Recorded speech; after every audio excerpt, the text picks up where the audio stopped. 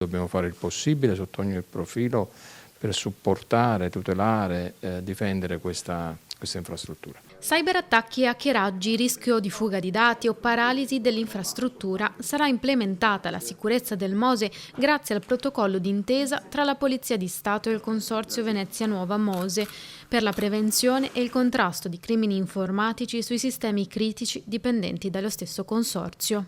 Il protocollo ci consente di fare un intervento molto incisivo dal punto di vista della prevenzione, che è fondamentale. Garantiamo l'intervento nel caso di necessità, forniamo tutti gli elementi necessari per prevenire gli attacchi informatici, ma dall'altra parte è importante anche che la protocollata ci fornisca tutti gli elementi anche quando c'è un tentativo di attacco. Quello sulla cybersicurezza del MOSE è il 36esimo protocollo firmato in Veneto. Consentirà alla Polizia Postale, ovvero al Centro Operativo per la Sicurezza Cibernetica della Regione, di monitorare costantemente i movimenti e le criticità riscontrate, così da aumentare i dati raccolti ed estrapolarne tutti gli elementi che serviranno a evitare nuovi attacchi o tentativi di attacco informatico ai sistemi.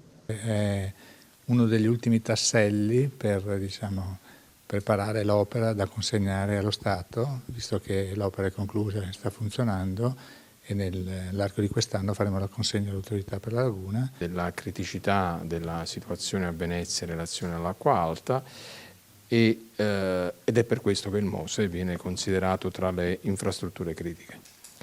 Critiche per la crisi, le criticità che possono determinarsi in caso di un attacco.